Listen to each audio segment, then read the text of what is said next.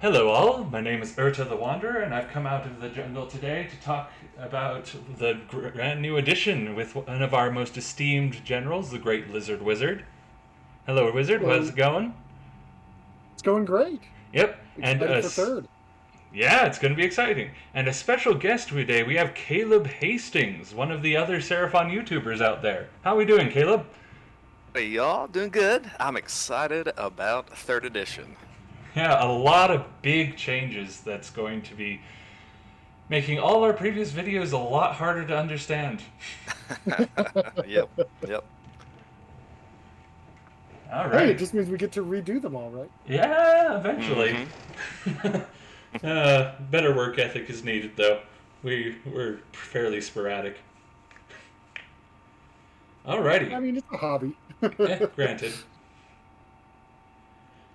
Well, let's see. We've got a brand new edition that has decided to kick the hornet's nest and make a bunch of really big changes to how things work and run. Mhm, We don't score the same way as we used to, or at least definitely not with the same priorities as we used to. mhm, Units don't interact the same way they used to. We just had a mhm. huge errata this morning, which threw all of my notes into a storm of why. Hey, but the errata was all good news, at least in my opinion. Most of it was good news. Some of it, not so much. We'll get to that in a bit, though. Because the errata requires context. So Fair, much fair. context. Well, Wizard, I'm going to have to ask you to lead us because you're the only one with a physical book at the moment, and we're working from pages. Uh, yeah, okay. So let's just go to the start of core rules then.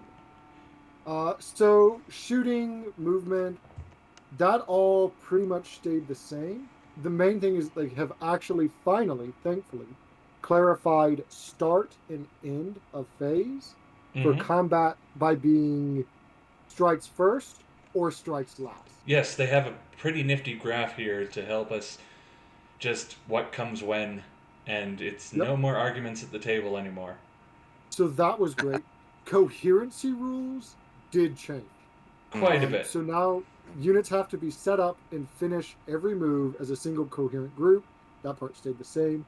A unit with 2 to 5 models is coherent if any one of those models is within an inch horizontally or 6 vertically of one other model from the unit.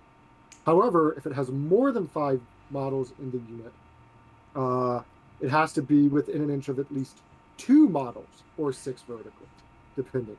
Mm-hmm. Um, and then it's the same. You remove models from play and battle shock until you're coherent.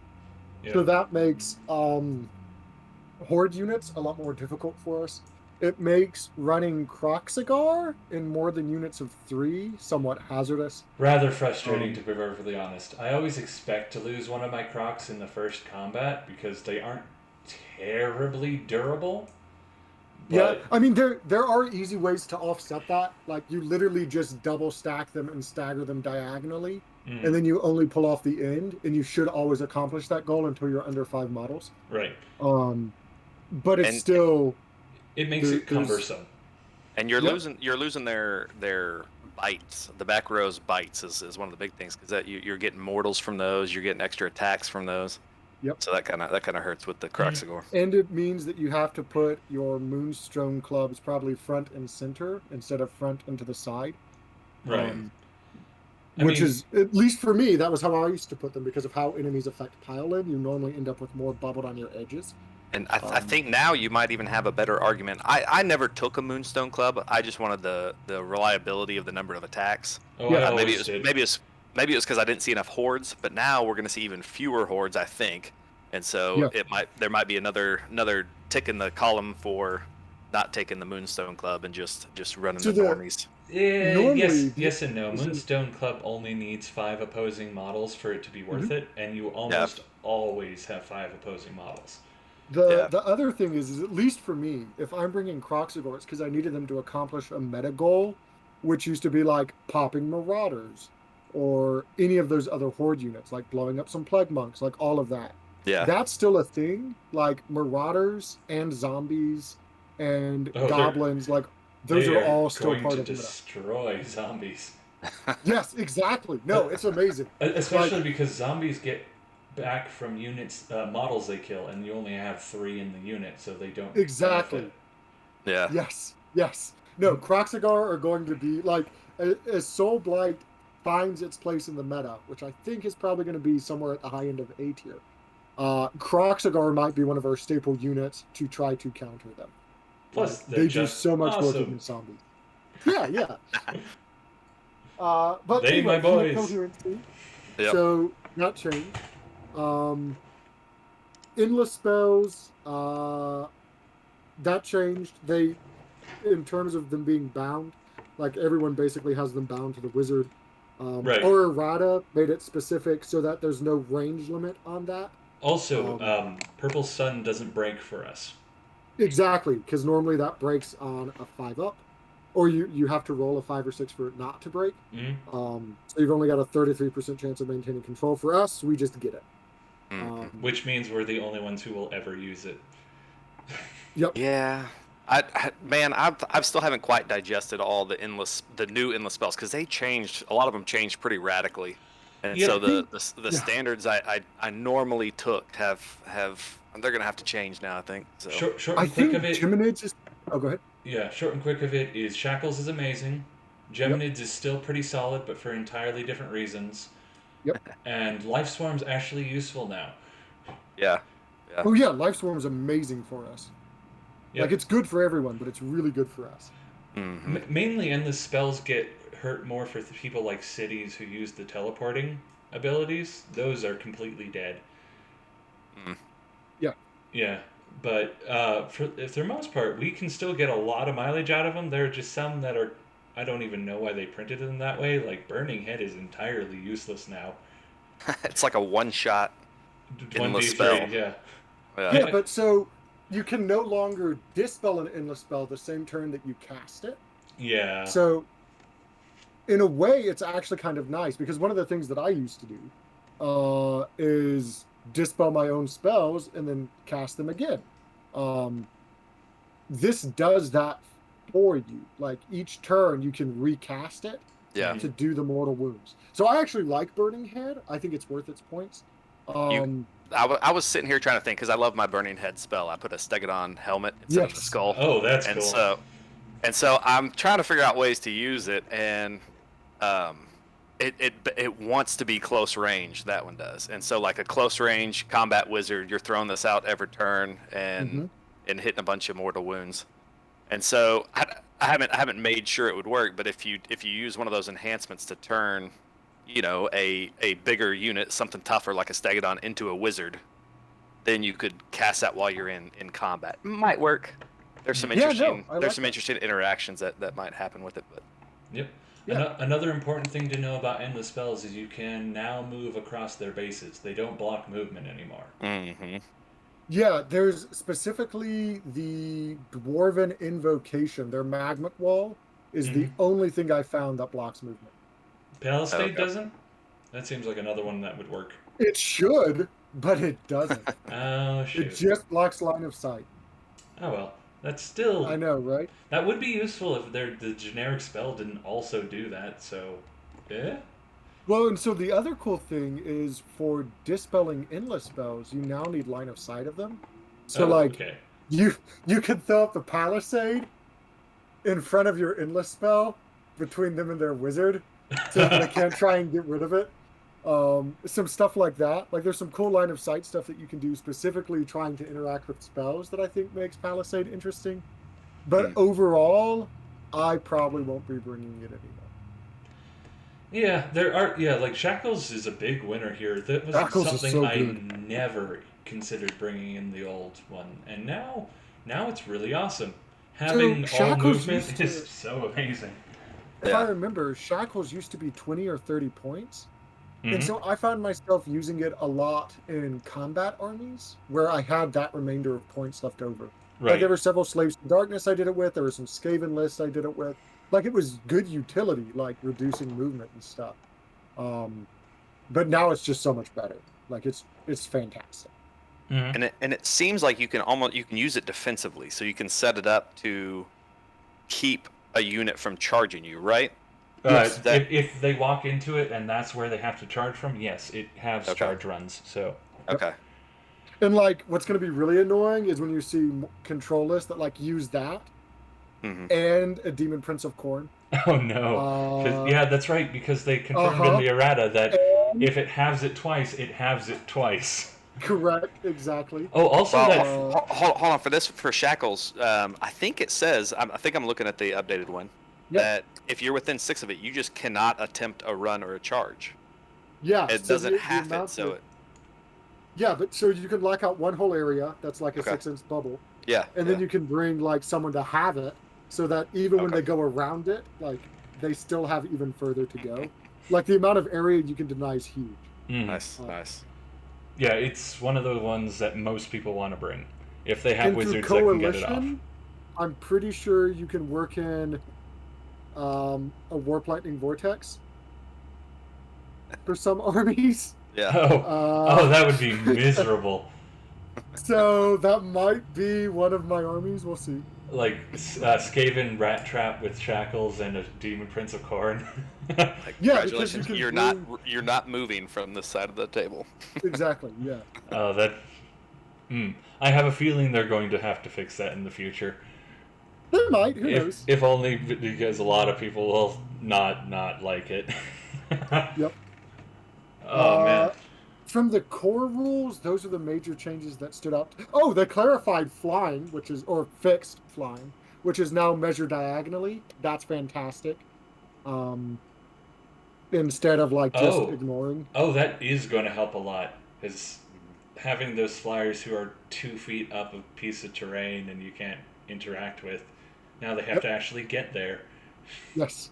Yeah. The other thing that's nice is, or the other thing I wanted them to change with movement that they didn't, is climbing. Like, climbing is one of those annoying, gamey, gimmicky rules that, in my experience, 9 times out of 10, my opponent forgot existed, even at top tables. And then you do something with climbing and you win the game. That's a feels bad. Like, I don't like doing it, but I'm gonna. Opponents don't like having it done to them. Like, if you're not constantly aware of it, it just sucks. And a lot of terrain was designed for events and tournament halls before that was part of Age of Sigmar, and it just sucks. I wanted it to go away, was really hoping it would go away. It's still here. Yeah. Yeah, well. I mean, they do have to show that your units can, like, hop a wall and have rules for it, but most of the time people just go around anyway. Yeah, well, so the problem is, this terrain piece is like 13 inches tall, so I'm going to climb it to be directly above you 9 inches away because I'm climbing. I'm on the side of the terrain. So you could, like, ambush your Chameleon Skinks into climbing and then shoot directly at their hero they thought they zoned. Stuff like that. Like, I didn't like it being a thing. I was hoping it would continue to be a thing. It's still a thing. Yeah, other big changes are fairly well known. We have heroic and monstrous actions, which are going to have a fairly significant effect on this game. Yes. I've played a couple games so far with the heroic actions, and I have found myself early game using a lot of the generating an extra command point. Those Heroic actions. leadership. Yeah. Yep. And that really does help. I mean, command points are so useful now, and Seraphon especially has a lot of abilities to generate extra command points, so there's a lot of use there. But then kind of later in the game, you're using those heroic actions as you need them strategically to buff certain heroes or heal a hero or do what you need to help out the guys that are in the mix. I find that I use the hill more often than not. Oh, go ahead. Yeah, healing was always a problem in this game, not because it was inherently bad, but because it was so finicky to use. Like having not having it constantly available, having it be something you roll to get means that no one really attempted to use it. Now it's a lot more consistent and it's a lot more present. Any hero can just pop heroic recovery. And there's a lot of chip damage. Like, there's so much chip damage in this game that heroic recovery just gets you mileage. And it just straight up devalues Comet's Call, which I'm fine with. Comet's Call isn't very there's not a lot of interaction that happens with that. Granted, if they're using heroic recovery, they aren't using anything else. So Oh, that's no, yeah, it's value Yeah. for sure. But like, just there's so much chip damage in this game, that having heroic recovery is amazing, especially if you're trying to run like a Fangs of Sotek build and you want to keep your priest and star seers alive and star priests. Mhm. Like healing 2 wounds to them a turn is pretty massive. And another one of them, heroic willpower that you can attempt to unbind. Yep. That actually comes into play with a lot of builds where I love Stegodons. That's no secret. I want to build as many as I can, but you're always like, well, I got to at least bring one wizard in case I get cornered off by some endless spell. And Yep. if you're doing something like that, obviously that's not going to be super competitive, but you want an option to be able to unbind some endless spells. That willpower is useful for that. Mhm. Yep. Well, and especially now because you can also take Arcane Tome. So you can not have any wizards in your army and have 2 unbinding attempts and 1 casting attempt between Yep. both of them. Yep. And And that's great. And actually, for Stegodons, the basic like burning weapon is really good. Oh yeah, because Like you do it on one of the heroes where the Stegodon count. Yeah. yeah, the Stegodons weapons. They might have fixed that. I have to double check the errata because I think they tried to clean up the wording. The Stegodon's now mount, so it won't Okay. affect the yeah. Does that? I think I remember somebody saying that would only affect one weapon profile. Is that Yeah, true? yes, it would only Yeah. affect the non-mount weapons. Until recently, Okay. the Stegodon was considered the rider, and the Skink was considered the mount. If they cleaned it up though, so never mind.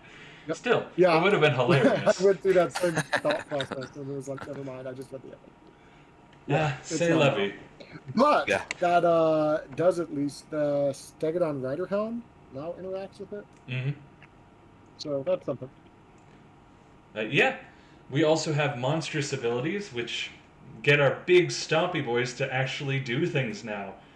Yeah. The biggest problem we've had for a long time is monsters are particularly useless if they aren't amazing, and this does a lot to help with that.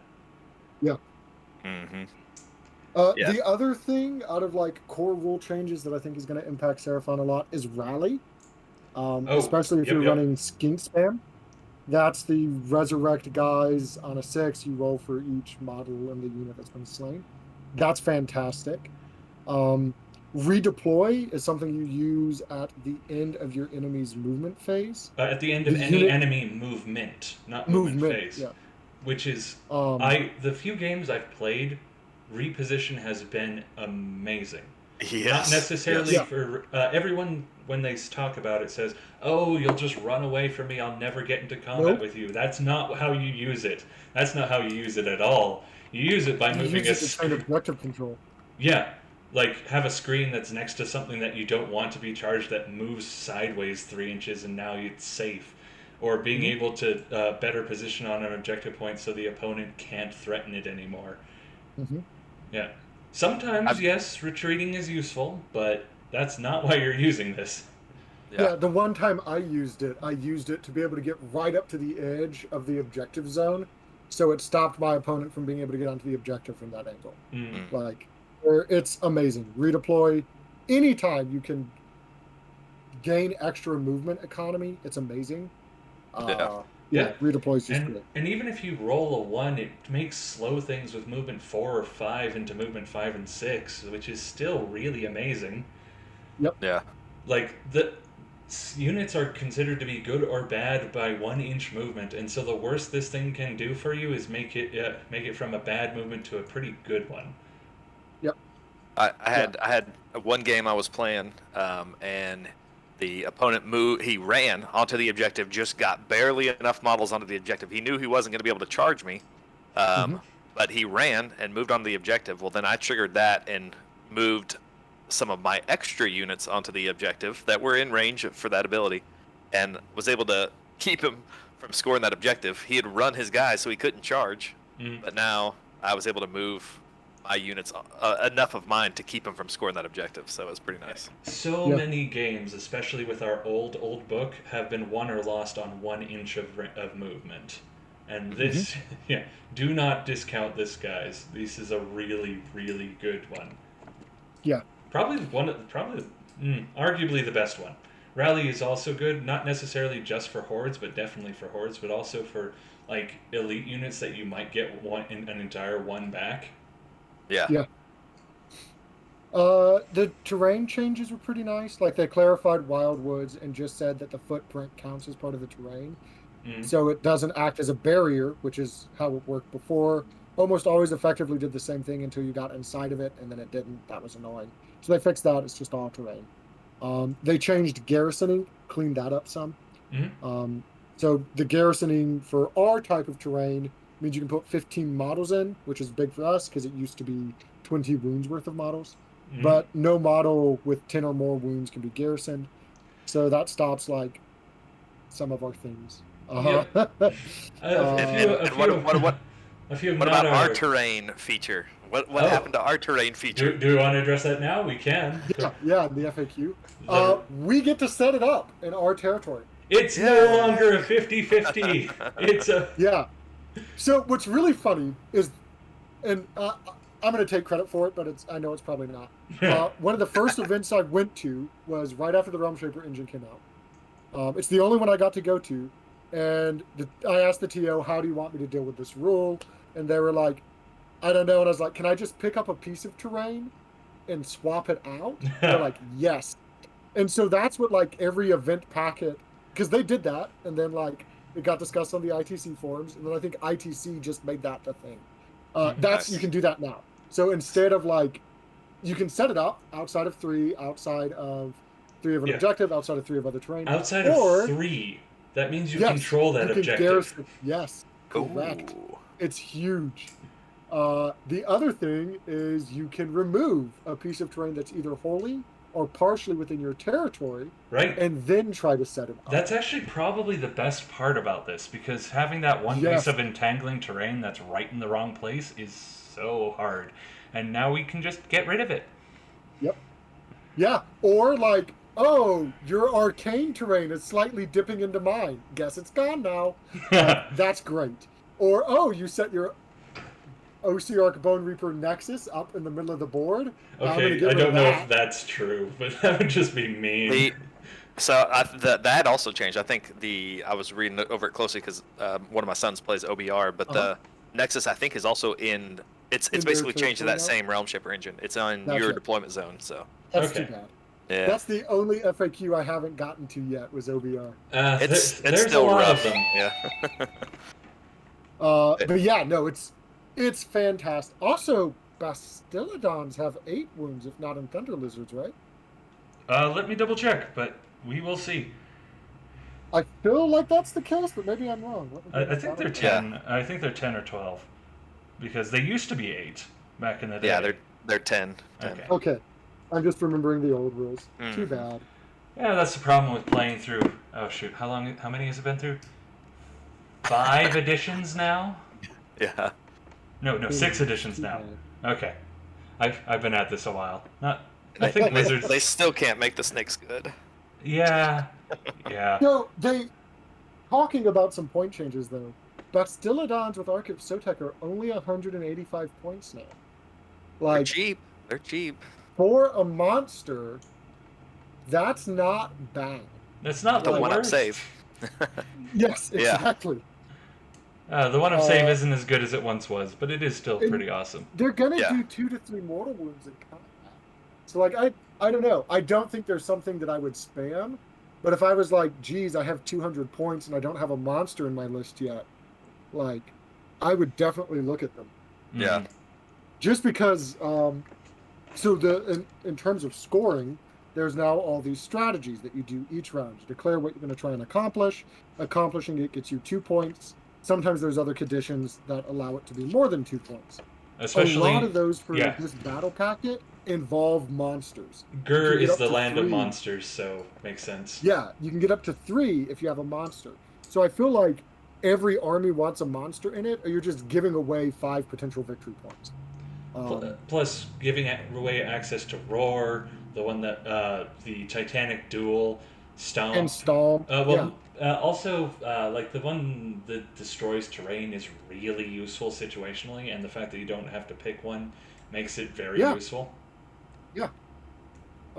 So I don't know. I feel like if I'm building lists and I haven't included a monster yet, and I need something that's low points, like Bastillodon with Arco Sotek might be my go-to. Mm. Um, I'm always bringing one, but not the one you might think. Oh yeah. What are you Okay. bringing? Oh, well, we have new allies. Specifically, Yes. we have allies from City of Sigmar, and the Mhm. Frostheart Phoenix is looking really nice. hmm. Speaking of allies, Ymetra, or whatever the name of the new Stormcast Eternals hero is, Hmm. Mhm. fantastic. Like, that The is an easy include ally. Yeah, Yndrasta? Is that what her name is? Yndrasta, Yndrasta. yeah. Winged Spear Lady. Yeah. Yeah, she Yeah. is amazing. Aether Wings are also always still a good choice. They only went up like 5 points. Uh, I so they're mean, they fantastic. don't do a whole lot, but what they do is really good. So I think Yeah, that's they why it just didn't. scream. Well, Yeah. they screen. They help us They deal fly with to the. take objectives. Yep. They help us deal with the new Unleash Hell, Hell command ability. Well, Yeah, like they're yeah. good. Aether Wings are good. Yep. Instead of buying an extra command point, almost always I bought Aether Wings instead. Mm. Still the case. Did they go Like up now you any in can't buy. points? They went up Five. What's 5. okay? Yeah. So they're good. Uh I'm. Prosecutors went from 90 to 95. Prosecutors were always one of those sleeper units to me that I didn't understand why people didn't bring in Stormcast Eternals. Uh, Mainly they only went up because, 5 points. yeah, mainly because the long-ranged bows were better. Or wait, Oh am I yeah, thinking? Vanguard Raptors, but Yeah. they cost twice as much, and they Eh, don't charge 3d6 inches in a game of hordes where you can pin something on the side. yeah, Like true. prosecutors were just great. So those are also still cool. Like those, I can see myself bringing prosecutors, Aether Wings, and new Spear Chick as pretty consistent allies. From cities, Yeah. battle mages are awesome. Pause protection Yep. is great. Anything that gives -1 to be hit is amazing. Chain lightning's fun if you want to go for absolute mortal wound spam, especially with all the minimum size units. Yep. Yep. Demigryphs actually went down, which I am super stoked about. You needed to. Yeah, they did, and they're still Um, pretty awesome. in Uh, in greater terms of army building, there's 3 grand strategies from the core rulebook. This is something you pick when you build your army, um, and it affects your ability to score. If at the end of the actual battle you completed your grand strategy, you get an extra 3 victory points. Um, I think a lot of games, just looking at the battle plans, will probably come down to whether or not you've completed your grand strategy.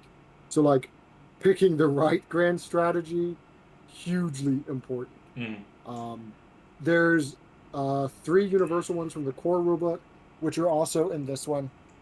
It's sever the head, hold the line. Sever the head is they have no heroes left. Um, hold the that's gonna be line. kind of hard, even with our sniping abilities, because there's gonna be so many heroes. Yeah. Yeah, and a lot of them are going to be like monsters that are really difficult to kill now. Because one of the things, like, monsters got better because of all the other monster things. Monsters also got better because the game got smaller. And the damage got less. Because the game got smaller, exactly. Like, you can't bring 9 salamanders anymore, which will just delete any monster. Like, that's not an option. So monsters all got a lot more durable. Um, and a lot of those heroes are going to be monsters. So Sever the Head's not a reliable pick. There's Hold the Line, which just says have a battle line left alive. That's really easy to do for us. Like, you just pick a unit of 10 skinks and you shove them in a Yeah, corner. Anytime they get near you, Lords of Space and time them, or that you and run them as you come yeah, up. that and Um, everything we have is battle line. We have probably the most consistent, like, oh yeah, like Stegodons, if you're playing knights, Thunder Lizards, warriors. that's Yeah. so easy to Yeah, pick. Yeah. anything. Yes, everything we want to run is already battle line, so it really doesn't Yep. matter. There's Vendetta, which is at the end of the battle, you complete it if their general's dead and yours isn't. Um, Hmm. that's very much a win more. But I Right. also think, like, because so many generals are going to be monsters, it's kind of shoddy to pick. Like, it's Especially because we tend to take Slan and Croak as our generals, and not And as tanky as, oh, I don't know, well, and you Archeon. never want to be in a position where your opponent can force your hand. Like Right. for secondaries, I hate using any of the auxiliary objectives that say your opponent picks a unit or your opponent does like Mm. those I hate. I Yeah, use those up early in an event against weak opponents who don't pick the right thing. Yeah, I think on these grand strategies, you definitely want to pick one that is dependent on what you're list building. So Yes. I'm building my list. I know I can get this. If I'm bringing a Thunder Lizard list with a bunch of monsters, I'm taking Beastmaster to make sure that I have Yes. just one monster alive at the end of the game, which is generally always going to happen. Yeah. So definitely build these for your list, not dependent on your opponent. Price Sorcery is also great for a lot of Starborn lists. Whenever the battle ends, you complete it if there's any wizards from your starting army on the battlefield. Generally, Lord. if you lose your slan, you've lost. Not always the case. I've won games where I lost my slan. But that is pretty much even my case. primarily melee bruiser army has 3 wizards. Yeah. If you're going sort of a wide army instead of an elite army, Predator's Domain is also great. You complete the strategy if you control more terrain features than your opponent. Like that's something with a skink spam list that's pretty easy to build. The important thing to remember though is that all of these trigger at the end. Like at the very end of the game. Exactly, yeah. And that one is interesting there because I had to look that up. I was like, what does this mean, control terrain? Mm-hmm. And there's a special rule. It's basically like an objective. If you're within, I think it was 3 inches of a terrain piece, you control it. And so it has a definitely an interesting play there where I'm thinking Chameleon Skinks. Yeah. You might see some mad dashes for terrain in turn 5 as everybody if they've taken this when everybody's trying to score it. Yeah, and the Predator's Domain is kind of the one that I think is worth taking for a lot of armies if you don't have a single thing that's hard to kill or something like that, because it's one that you can. There's a good chance your opponent won't take it because they've probably got like Hold the Line, Beastmaster, or something like that. Like it's a good if the others aren't easy for you. It's a good Predator's fallback. Domain is the exactly it's the one to take. Agree.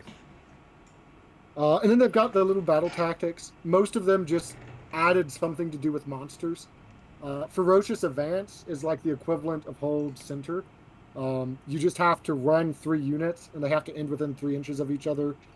You get an additional victory point if those units are monsters. So like Thunder Lizards, that's easy. Ferocious Advance, done.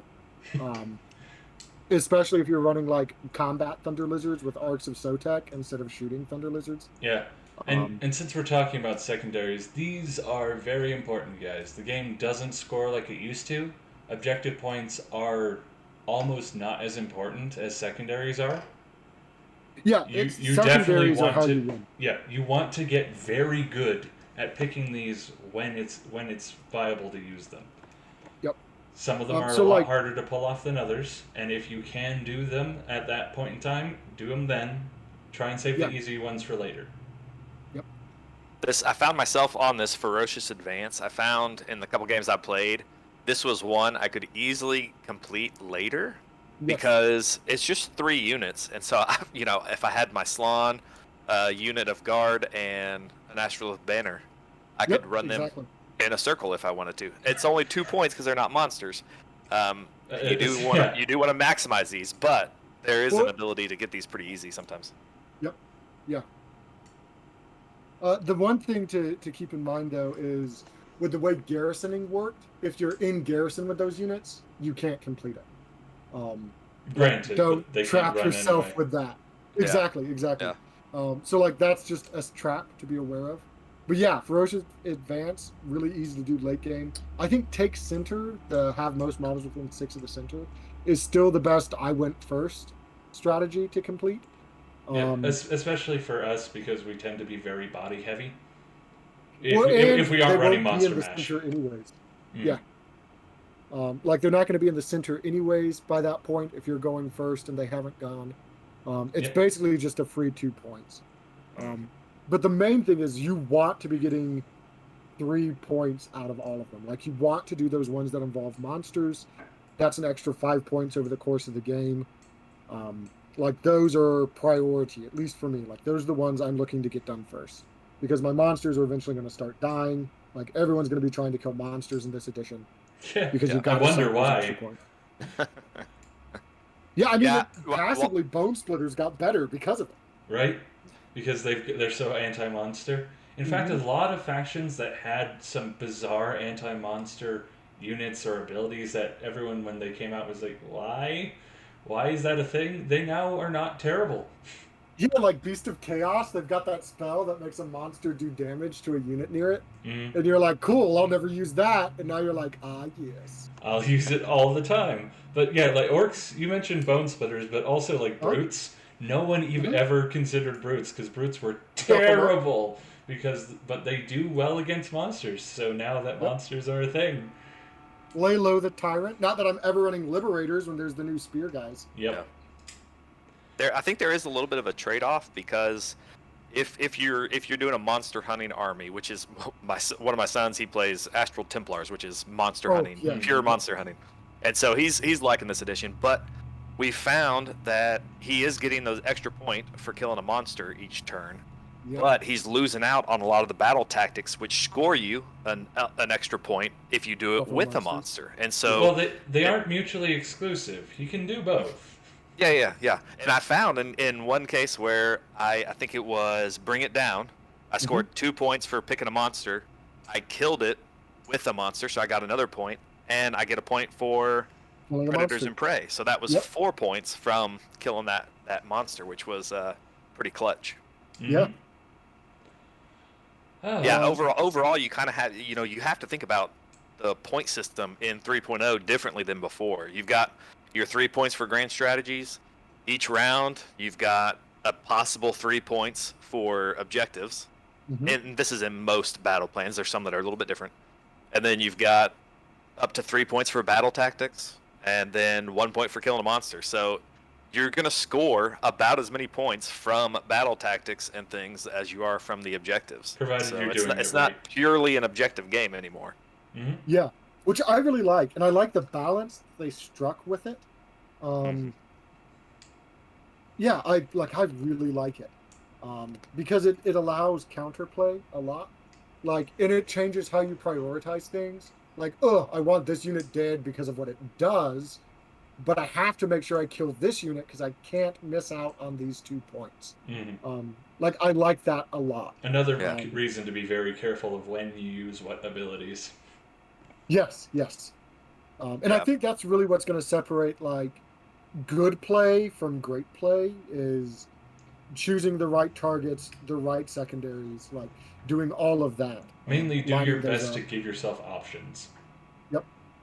Because if you're falling short by 1 point every turn just because you didn't quite complete what you needed to, or your strategy wasn't quite right, by the end of the game, you're going to end up losing because you didn't maximize those points when you had the option. Yep. And objectives don't give as much anymore, so you can't just sit. And secondaries are gone. So I don't know how events are going to determine tiebreak in terms of, like, schedule. Like, I'm not talking about individual game, but schedule across the tournament. I wouldn't be surprised if events start looking at who completed the most secondaries, who completed the most strategies and grand strategies, and using those as the tiebreak. It's going to be a lot harder to tie, but yes. Well, so not in terms of schedule, right? Like, you're at an event, there's 30 people, like, round one, you've got, like, 15 people that are undefeated, but some of them are going to have done better than others. How do you determine that schedule split? And then as that goes throughout the entire event, it can really add up. Like, missing out on, like, 2 secondary objective points might be the difference between, if you have a tournament with 2 undefeated players, who's first and who's second. And you don't want to, in some cases, you may not want to table your opponent if you have the option, because you're going to miss out on some battle tactics later in the game. Yeah, because you can't kill those things. Oh. Yeah. That also means you're going to force the game to go to conclusion instead of having people concede. Yeah. if they concede, this is the general rule for every tournament I've ever been to, and this might not be the case where you are. If someone concedes, you score max points. Oh, okay. Then yeah, we're good. I would imagine that's how you'd have to play it. We're gonna handshake turn 3. I'm gonna score max points the rest of the game, kind of thing. So Exactly. Yep. Yeah. And then normally the way I do it is like if they concede, we look at their auxiliary objectives, determine if they could possibly do it, and then they score it if they could. Yeah. Because conceding is normally you've broken my spirit and I don't want to continue. So yeah, it's not normally like I can't score more points. It's I'm done with this. Yeah. So I assume that will stay the case. Like you'll look at whether or not they can do their secondaries. Because normally concedings, I just don't want to do this for another hour and a half. I know how it's going to end. And it's not even going to be fun getting to the end. Exactly. Yeah. So I imagine like some of those manners and concessions are going to stick around. At least in the venues that I'm at, I expect it to stay around. Yeah. But yeah, man, the battle plans are great. I've looked through all the new battle plans now. My standout ones that I really like are Savage Games. It's basically Battle for the Pass, hot dog style instead of hamburger. If you've been playing Warhammer long enough to remember when that, yep. So the one in your and your territory is only 12, or well, geez, it's not 12 anymore because the arithmetic of the table changed. It is 10 inches up. I don't like that. I was so happy about the table size change until this moment.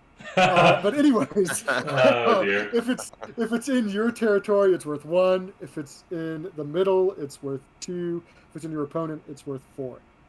I hope to see this at the majority of events I go to. I've always loved this type of battle. I like having to prioritize defending your own or getting your opponent's. I like that it becomes like suddenly an either or, make a decision, have to go for it, especially with smaller armies. I think that's going to be even more the case. Like the only time you're really going to be getting both is in win more situations, because people are just going to pile on top of that objective. Like I don't know, I'm really like Savage Games feels like it's going to be a really deep game to me most of the times that it's played. The Vice is crazy. It's got objectives literally on the corner edge of the table. So I like that. Tectonic Interference is basically shifting objectives. Yeah, I'm really excited. Like the battle plans all look great. For the most part, you score points: 1 for controlling an objective, another one if you control more than one objective, another one if you control more than your opponent, and then 2 for completing your tactic. And one thing that I've noticed in these games so far is in AOS 2, you would a lot of times spread out and try to capture as many objectives as possible. And now on a lot of these battle plans, it doesn't matter how many you have as long as you have more than the enemy. And so there's no real reason to spread out super wide to get as many objectives as possible. You only need to capture to the max, which would be more than your opponent, which is usually 2 or 3, depending on what the battle plan is. Also, you need to control the middle to deny. Yeah. Yeah. I think it's more complicated than one would first think. You can't just control 2, because what happens is in turn 3 there's a huge rule that happens in turn 3. Yeah. And that's part of the realm rules for this season of Sigmar. So and are they just going to shift which realm we're playing in every season? I think so. Okay. But who knows? That's actually going to be fun. But it's called Seismic Shift. At the start of the 3rd battle round, after players have rolled off, the player who has first turn, the player taking second turn in the battle then, gets to pick an objective and remove it from play. So if you go second, round 3, which this is the sweet spot for the double turn, you get to remove an objective from play. Tempting. Yep. I love it. Like, if you're playing a combat army, like this helps combat armies overall a lot. because generally speaking, combat armies don't care if they go first or second, round 3 once they're already stuck in. It makes a difference, but it's a very diminished difference because they're still doing their alternating thing. Like, it matters if you don't want them to get all their spells and shit off. So it's still important, but it's less important in terms of their access to play. And so it's just a further boost to them. And it helps reduce the turn 3 double turn, which is normally the game-winning turn. This has been pretty impactful in the handful of games I've played, where that turn 3, you're looking at it, and you have to plan ahead. If I get the priority, do I take the double turn? Can I withstand losing one of my objectives? If that's the case, you definitely have to even from turn 1 be looking forward. Turn 3, one of these objectives could leave. So don't castle your entire army on one, because you know what's going to happen. Those dice are going to betray you, and that objective is going to go away. So be prepared for that. Yep. I also like it because of the change to predatory endless spells. Like, that was one of the things that normally had a really big impact on the turn 3 double turn. Because if you're playing like those endless spell heavy armies like Old Seraphon, Gloomspite Git, something like that, you frequently didn't want to take the double turn round 3 because you wanted to move all those endless spells. That isn't a thing anymore. So I'm glad that they added the seismic shift. Yeah. I think there is also a caveat for some of these battle plans. Now, I don't have my book, so I can't dive into it too deep, but there's primary objectives that cannot be removed in some battle plans, right? In some. It's not all of them. And what's really cool is they denoted it with an actual icon difference. So the standard objectives are just a plain old simple golden circle. The primaries have spikes on them. That is just great. Like, it's a little small quality of life thing that they didn't need to do because you can just read it. But it's something where they just made it instantly, visibly identifiable. I love it. There's a lot of quality of life that they didn't need to do in 3rd edition. Yeah. Like numbered rules. My only peeve now is that it's no longer in increments of a foot for dividing up the board. That is shockingly annoying. Like, it's something I hadn't considered yet, and I don't like it. You can get into situations where you're only moving 1/4 inch, so I guess it makes sense. Yeah, so that's the only thing I don't like about the new battle plans is the board change, because now I have to do math. It's like, here's your grids. Each grid is 11 inches wide or something. So this is where I thrive. Bring it. I did see a couple of interesting battle plans that are still in those kind of, tiered step type deployments where it's not just flat across the board. Yeah, and those are the ones that are going to be really annoying with the new board. Oh man, it's just going to be annoying. That's just all it's going to be. But I'm excited. Like, all the battle plans I like. The 3 battle plans from the core book are also great. Yeah, it looks like GW took the AOS is the simple game and kind of threw it on its head. Well, and that's been changing for a while, like that. Granted. But I like this. I'm glad they didn't go full 40k with victory points. I like that they kept this distinct and different. I like what I'm hoping to see is when new books come out, they each get like one grand strategy they can choose to take, and they each get one strategic whatever thing that you do each round. Like, I hope that I hope they get that. But at the same time, I could easily see that becoming the same problem that War Scroll battalions were. So maybe they won't. Like, maybe they're like, oh, well, this guy just automatically gets to do it, so I'm screwed. Why would I ever play anything else? Like, that could very well happen. But I think it'd be cool. I'd like to see it. Yep. Speaking of battalions and enhancements, is there anything specific to these that Seraphon really, truly love? Oh, to the new core battalions? The new core battalions and the enhancements, because enhancements are a major part of why you take core battalions. Yes. So there's 2 core battalions that are specific to this battle plaque.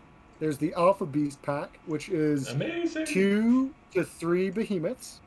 After armies have been set up before the first battle round begins, make a normal move of up to d6 inches with each unit in this battalion. That's great. Love it. Fantastic. We'll absolutely use it in Thunder Lizards. More than the Line Breaker one. I like that. Would you lose? I feel like you would lose the behemoth keyword though in Thunder Lizard for your if you're using Stegodon. No, you lose the behemoth restriction, not the keyword. Correct. You still have the keyword. It just doesn't count towards your maximum 4. Unless it is a leader. If it is a leader, it always still counts. So you couldn't have 5 Stegodon Skink Chiefs. You can only have 4. But I can still put a Stegodon battle line in a... Can I put that in a troop of a battalion now? Yes, because it's still battle line as well. Mm-hmm. So you could use that in your big drop as well, your core battalion. They also get Hunters of the Heartland, which is 2 to 3 troops.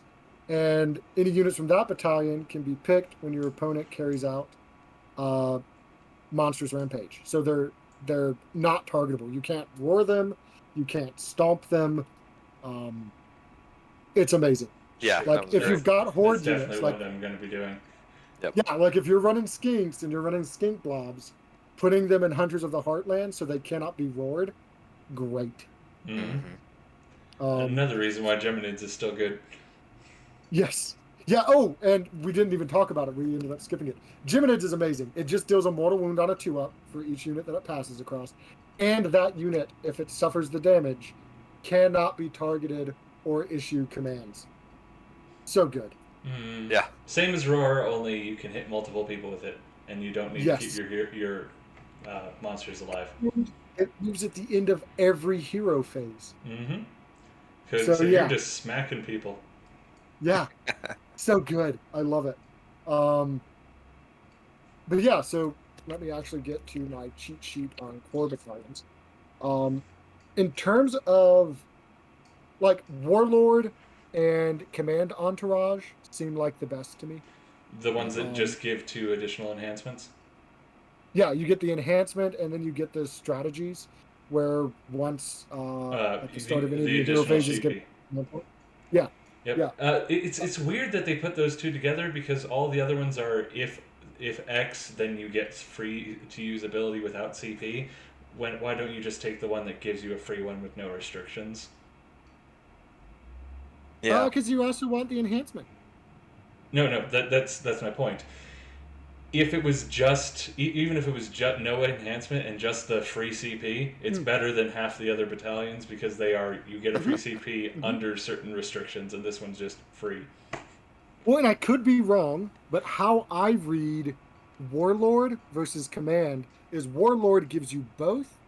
Command, you pick one. Because of that line. That's what I was thinking. I might be wrong. I didn't see that clarified anywhere. There's no iconography. From what I understand, they're the same one. They're the same benefit, so you can just take Warlord twice. Well, not twice. Get the same benefits of Warlord twice. I guess we'll have to check to see. Yeah, because it's not actually. So looking at the actual thing, the bottom under Warlord for its benefits that you get is both the Strategist and Magnificent, which is the extra enhancement. Under Command Entourage, it's Strategist, a / and then Magnificent. Okay, so it's that makes me think Command is either or, but that is not specified anywhere. Yeah. That's just because when it does it for other things, like the Battle Regiment, where it does Behemoth / artillery, to me that reads as Behemoth or artillery. So I'm assuming that's the case, but it hasn't been specified. Hashtag watertight rules. I know, right? Based on my knowledge of English punctuation, that's what it means, but who knows? Yeah. Yep. But we keep talking about enhancements, but we haven't really explained what they are. Essentially, everything that you artifacts, command abilities, spells are all, and prayers now are all enhancements. You get some inherently, and these ones give you more, and you want more because some of these are amazing. What is important to note for the enhancements is if all your units are from the same faction, you get that unit's allegiance abilities, battle traits, and enhancements. The enhancements, you get one of each type. So you'll get a command trait, you'll get an artifact, you'll get prayer, you'll get spell. You get to assign those like normal. Mm-hmm. And then if you take enhancements further in that, you get to add them on top of it. So you can end up with an additional artifact. Which you want. You Yep. really, really want. Also, although unique units cannot take enhancements, which comes with the unfortunate and hilarious side effect that some named characters can't use their own spell lores. I think the FAQ addressed that by saying, Did it? Yeah, oh, good. it said unique also for a lot Yes. of those spell lores. So Literally thank every goodness. FAQ, yeah, like half of each one, if it's a magic army, is changing that keyword phrase to include. Oh, that's so GW. I love it. My assumption is that this was caught early on and was already addressed. This was just the easiest way to clarify it in language. Oh, yeah. So at least, I don't fault them for it. It was just really funny that the community was like, "Oh no, I can't do the thing." Well, yeah, because it says you can't do the thing Correct. until the errata, which changes everything. Because And they hadn't already clearly stated that it had been addressed. But I assume it had already been addressed. Maybe it hadn't. Maybe it was literally like. Oh no! Everyone's talking about this. this. Well, I think it was more. Oh, it leaked online. Everyone noticed this problem that we didn't. Fix it! Fix it! Fix it! hurry! Yeah. That might actually be why the errata came out before the books did. That's true. Yeah. It is really neat that the way they did taking an extra spell, every wizard gets to know an extra spell. Really like that. Same for prayers. The one thing I don't like is triumphs. One, generic triumphs, not as good as they used to be. Two, to take a triumph, you have to spend an enchantment slot to take the triumph. And then you don't. And you still might have not to get do it. less points than your opponent. I thought you could, because it's one of the enhancements, you're going to get one of those base, a triumph. Like every army is going to have a triumph base. But you can't use it. You can't use it unless you're under your opponent. Okay. So everyone will have one triumph because you just get one for free, but no one will take And an you just get additional to one. pick it. That's cool. Yeah. Which everyone's going to take the +1 to wound. Yeah, that's what I was about to say. That's the one I'm putting in all my armies is +1 to wound. Yeah. It's the best one.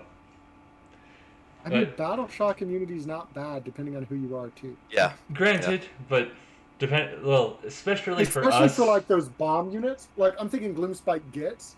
If I'm going to green hand my goblins, I don't care about +1 to wound nearly as much as I do about them not taking Battle Shock. Granted, but then you have to leave your Battle Shock immunity to the hand of fate to you being less than your opponent.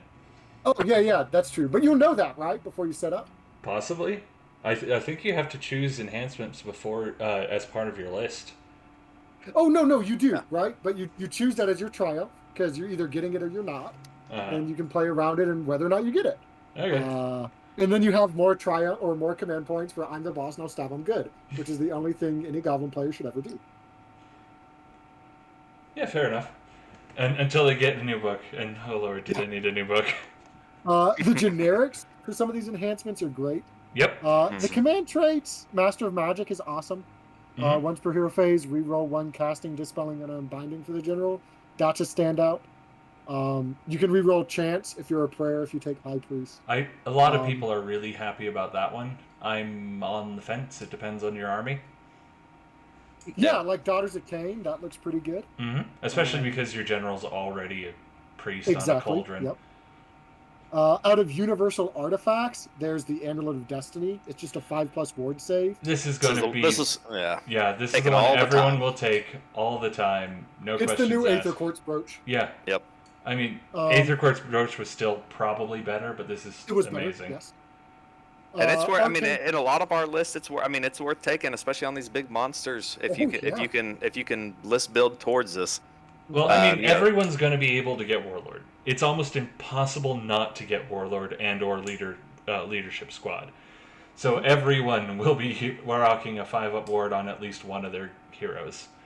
Like I'm using it on my Sunblood to counter to keep him alive to buff or you can because the monster I'm using already has a 4-up ward. But Yep. a lot of people are planning to use him on Scarvet to make him actually properly durable. Yeah. Well, and like if we're talking about changes, personally, I don't see a reason to take Old Blood anymore over Scarvet. No. Pretty much ever.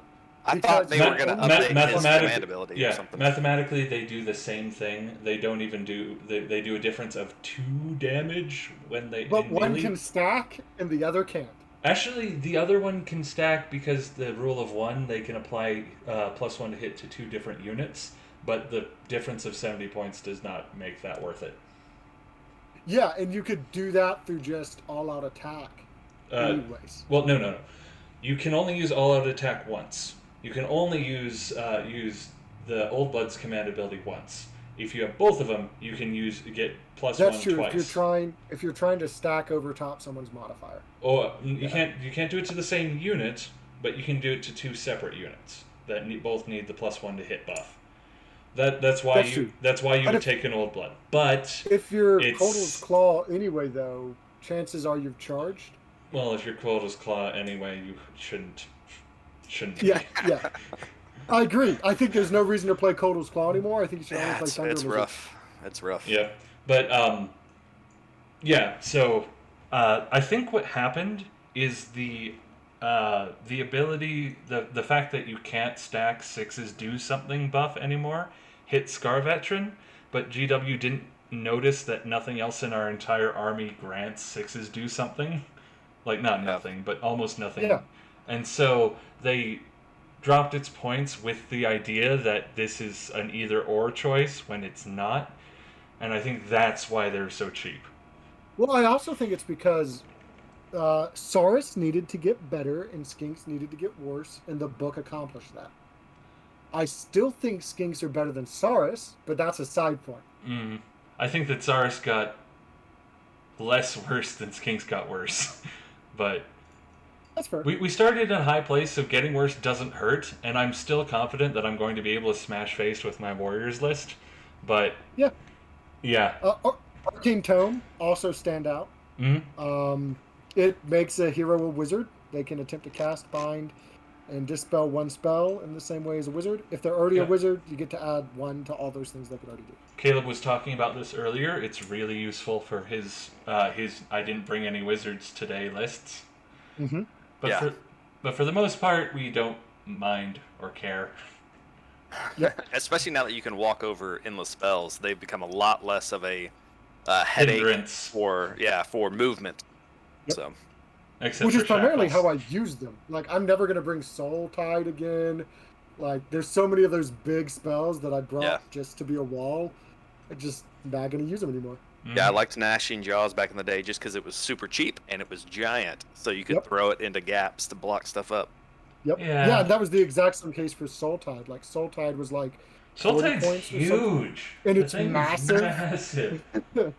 It basically it's got a weird update now because it basically has the not exactly the same purple sun rule, but it does it's like a horde killer now. Yeah, it's good. It's interesting.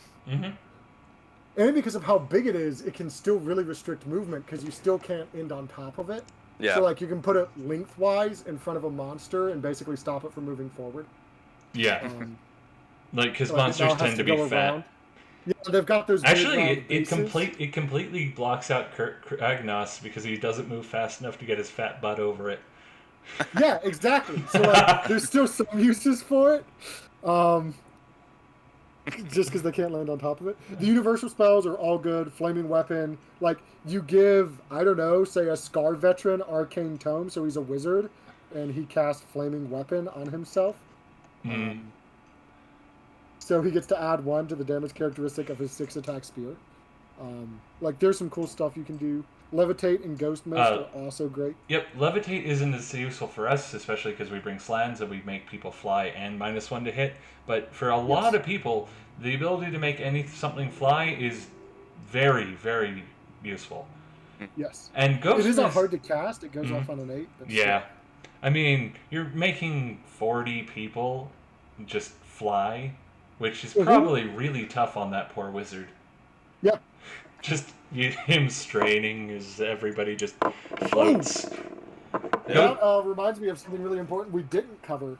Natural double 1 to cast now calls the spell to fail and the wizard to take D3 wounds. Yes. Oh, yeah. I've gotten bit by this with my Salon on the very first turn. I rolled 2 1s. Well, this is why you were under Kothian's tail, so you can re-roll spell chance. Yeah. Or you take Ichi grubs if you're not. Yeah. Or yeah. both. Or both. Both? Yeah. Both is good. Both is good. Yeah, it's going to happen. It's still statistically unlikely on, your first roll, but it will happen in some games where it's gonna hurt. The biggest winner. Yeah, we'll get to that. Never mind. The biggest winner. The biggest winner for me, for Seraphon, for this entire book, is the lowly skink priest. Oh yeah, he's still cheap as dirt. Prayers are awesome. Either granting 6-up ward or healing or some random point on a 5+. Or, Yeah, there's a lot of prayers that are amazing. One that's really weird. According to the last article from GW, the skink star priest is a priest too. Did y'all read that article? Yes. This might be them getting something wrong. They've done that many times in the past. I think so. This might be that the keywords are going to change. We don't know. Well, I was thinking if it was, it probably would have happened in the FAQ, right? Possibly, but I didn't see a whole lot of keyword changes in the FAQ. They might just release new War Scrolls. Yeah. I wouldn't keep an eye on his ear because that might update. That's where I'm thinking it's going to show up if it does at all. But I would love to see Engine of the Gods, Star Priest, and Star Seer all get the priest word. Technically, Slans were Slan Mage Priest, so I'd be happy to see it, but I doubt it. Yeah, I don't think. Yeah, no, probably not. But yeah, I would love to see the engine get it because it has a skink priest on it. We just don't have the keyword priest. Yep. Yeah, there's currently much debate going on about that one because the generally bold type text is now keywords in all the rules, and it does skink bolded priest. But hear me out. Anything, this is just a formatting thing for War Scrolls. They'll say ability name, bolded, : ability description. So to me, that reads as skink priest description versus keyword. But I would love it if that might be it as well. But that's how I read it, just because that's sort of their universal formatting. Mm-hmm. Yeah, mainly it's at the very least weird, especially with how inconsistent they've been about it. But who knows? Although I will say that our lores for, in general, Seraphon, I think got more useful. Croak having access to all spell lores simultaneously for the Slan, I think is going to get a little bit more mileage now than I had thought. Being able to bind endless spells, like having a skink free or wizard, is going to be super useful. Although it's super limited, so possibly. Yeah, but I still don't think it beats out Hand of Glory or the Bravery Ignore one. Yeah, I'll give you that. But if you have a bunch of them, I don't know. I could see myself taking bind endless spells. That's fair.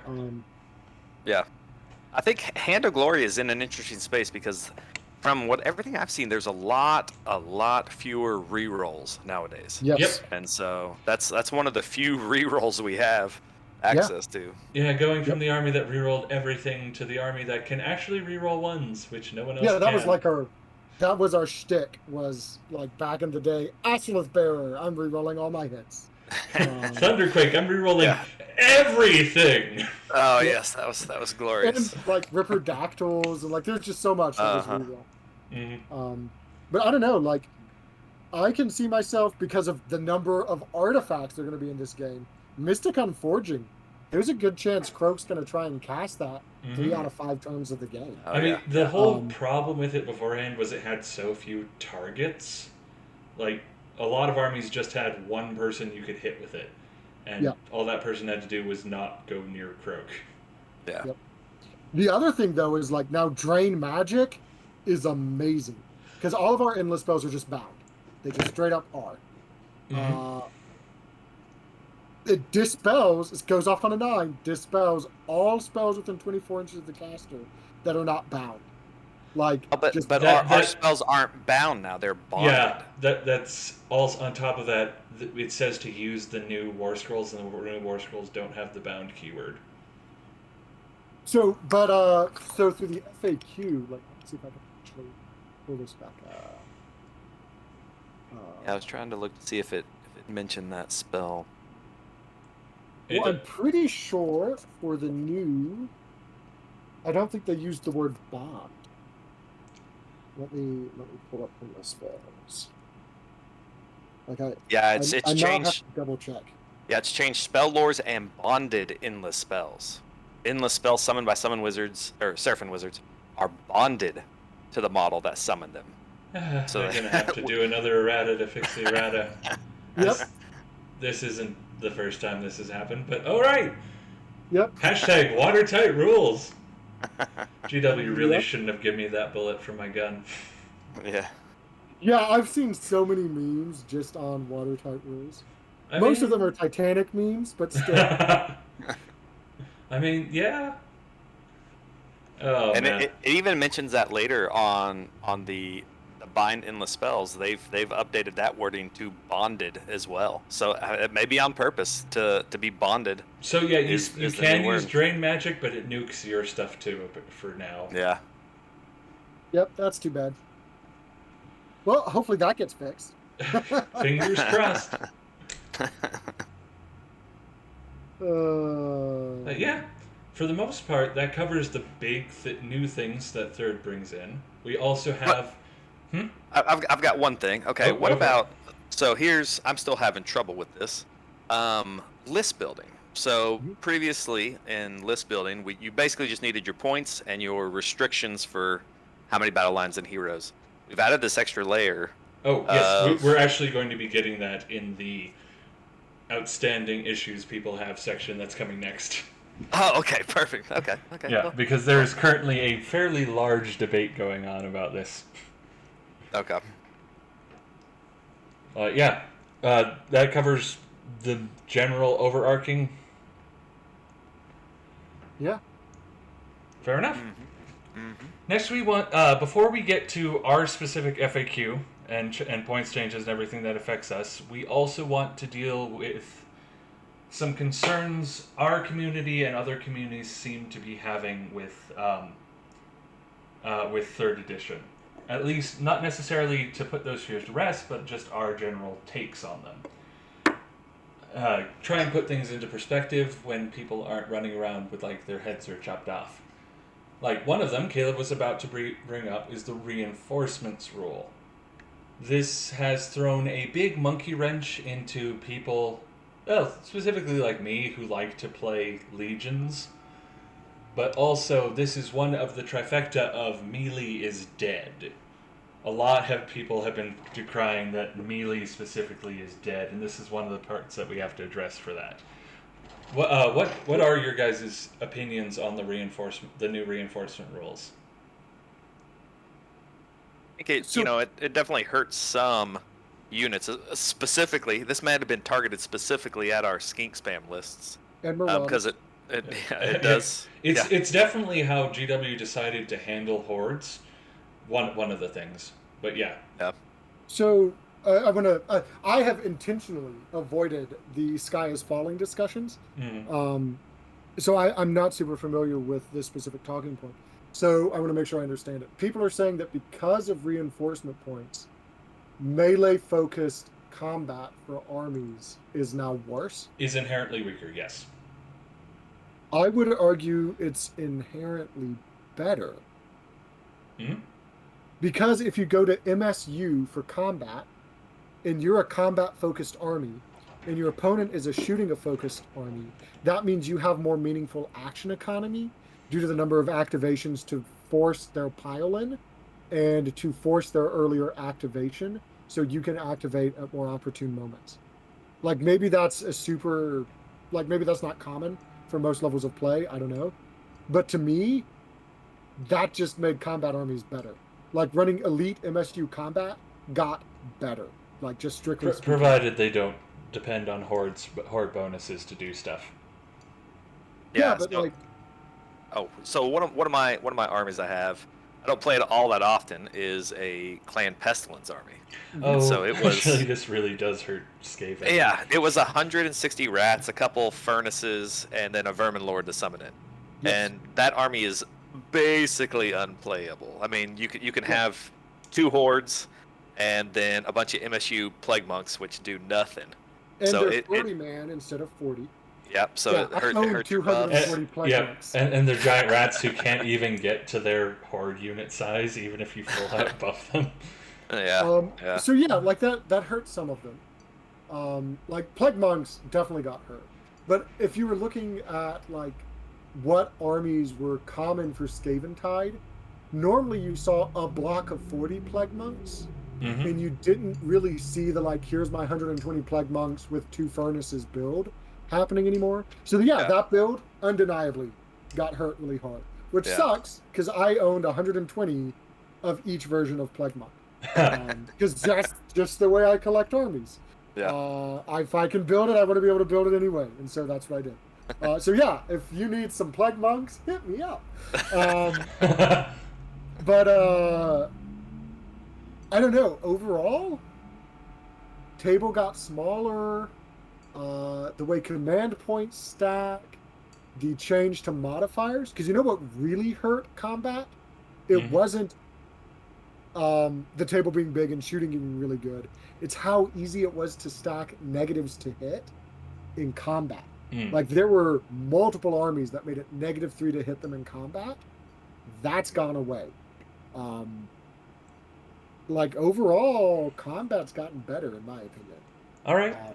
Then the reserve units hit shooting harder than combat in my opinion. Like us losing out on all the skink shots. Oh well, definitely for us, but most shooting people are just 2 big blocks, if that. Yeah, but Sentinel spam got hit a little, not a lot, but it still got hit. Like some of the handgunner spam, Iron Drake spam. My Iron Drakes are fine. Yeah, but minus losing out on the bridge spell. Yeah. Granted, I never used bridge spell. I used lunchbox. But salamanders, like there's a lot of shooting that got hit harder overall than combat. Like plague monks got hit the worst. Plague monks, the poor things keep getting nerfed. And honestly, they never needed it.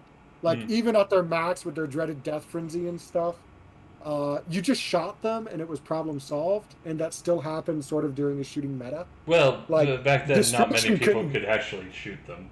Destruction couldn't deal with it, but that was like it. And they don't care about destruction anyway. Destruction couldn't, death couldn't, 2 out of 3 chaos armies couldn't, about half of order armies couldn't. Off of death. Like, it literally just bounced off death. Like, okay, so let me rephrase. By the time they adjusted the rules to nerf them, it was no longer. That's true.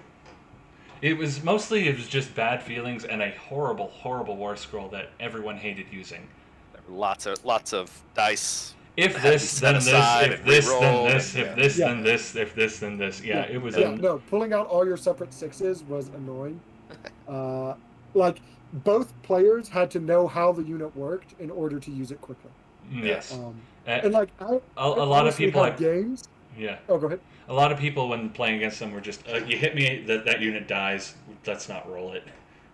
That's fair. I had games where me and my opponent were both going through my Plague Monk dice pool and splitting it up, like it was a group effort. Because they had like 7 dice attacks each.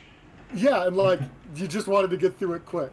Yeah. But I don't know. Like, I'm really lucky. The Warhammer community that I'm a part of for Age of Sigmar is fantastic. They are great. Like, we just help each other. Like, oh crap, Plague Monks. All right, let's get this over with. It. Yeah. So I don't know. Yep. But they just keep getting nerfed, and they got hit really hard with the reinforcements because now they can only be unit size 30. Marauders got hit hard, but they deserved it. Granted. Same for Skinks, but they also deserved it. Also, coalition rules, Marauders and Hedonites are going to be gross. Yeah. Oh, 'cause they're gonna- mixing them together? Yeah. Yeah, they're going to get those exploding sixes. That's going to be good. Ah, very nice. Yeah. Maybe Hedonites Like- will finally be Yeah. competitive. Next. Like on that point, I do think that you are gonna see there's still gonna be a few hordes around, but I think as a whole the game is moving more towards that MSU elite units. So I think we're gonna see a lot of that. There'll still be a few armies that have hordes, but we're gonna see a lot more MSU stuff. Yep. For sure, yeah. Next major concern a lot of people have are the new coherency rules, specifically how difficult it is to not let your entire unit die and also get into combat. Yeah, I think Like, this could have Generally, my thoughts on the matter are just dragon teeth the ends and accept that you're going to lose maybe one model to coherency every now and then. So my thought, and this is not helpful, is deploy correctly. Like now it just means you have to think about it. Yeah, no. What do you mean by deploy correctly? So if you're on more than a 25-inch mil base, you need to stagger diagonally offset each of your ranks. That will Right. solve your problem. Like that alone solves the problem. Right, but that's a real easy fix. that also reduces how well you can screen, and Yep, that was the with- goal. In my opinion, that is why they made this rule. really, They wanted to reduce how well you could screen, and they wanted to reduce daisy chain. I don't think I've never Because you actually know what seen ships daisy on chaining. monsters, like what ends monsters, is screening. screens. Yeah, Yep. and so I think they want this to be about monsters. They've deliberately reduced screening. Okay. That's how I Yeah. read this rule. It's Like- it is a big rule, and it does have like some implications in quite a few phases, especially the Mhm. pile-ins Yeah. with these new pile-in rules. It is going to be, you do have to be cognizant of that because you can't pile in outside of coherency. So make sure that you keep that in range. I think an easy fix that would have created a lot less complaining is if they did 2 inches instead of 1 inch to match 40K. Makes it a lot easier on everybody. This specifically hurts 32 mil and higher bases. It's Yep. not as big a deal on 25s. It's still a big deal, but it's not as big a deal on 25s. But those As those mentioned poor earlier- Source Warriors. Yeah. And Chaos Warriors. Yeah. Well, Source Warriors don't mind at all. They're already fighting too deep, so they're already in a block 10x2 at the very least, and so it never matters to them. That's what 2-inch reach is so awesome. Woo! See, the way I always played them, I only use Source Warriors as like screens and daisy chains and scoring Oh. objectives via weird stuff. Yeah, And so that is- specifically hurts That them. is definitely not how you use them in 3rd edition. Yeah, yeah. One weird thing is when I've summoned them in, so I've only summoned in maybe 1 unit from an Engine of the Gods so far in the couple games I've played. And previously, I would summon them in, and they were basically my protection for that Engine of the Gods. But now when they come in, they do have to almost kind of rank up or do that little, staggered line, which doesn't save you much. If you just want to screen with them and are expecting them to die, just Dragon Teeth the end, where you put where you cap each end of the line with 2 models, and you're good. Yeah. If their goal is to take a charge, then they're already going to probably lose 5 models, and it doesn't matter. If you see somebody doing that on the table, that is a great target for your Celestial Deliverance spell. Dump a mortal wound onto it and kill half that unit. Yep. Yep. But it's not the end of the world. It's going to be annoying in pile-ins. I can definitely see that. But I think that meaningful melee doesn't care. You're already fighting in big blocks. And screens, like you said, are apparently what they were trying to reduce anyway. Well, and what it's actually going to hurt more than anything 3-man is- units. Yeah, elite combat stuff. So like Gore Gruntas, why would I take them in 6 now? Like I'm just going to take them in 3. Croxagore, I'm probably taking them in 3 instead of 6. Like I can stagger them. I always took them in But- 3s, just so they could be more places at once. Yeah, I get that. I liked them in 6 because I liked putting In the more battalion. buffs on them. Yep, and They the were great in the battalion. battalion too. Yeah. Yep. And I still think there's valid reasons to take them in 6 for buffs.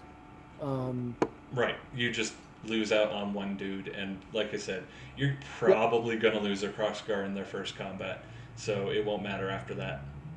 Yeah, I think one winner for coherency stuff for us is the Source Knights, and so they went from, I used to play them with a big block of 10 and throw a bunch of buffs on them, send them in, and they could do quite a bit of damage. But you had to play them right.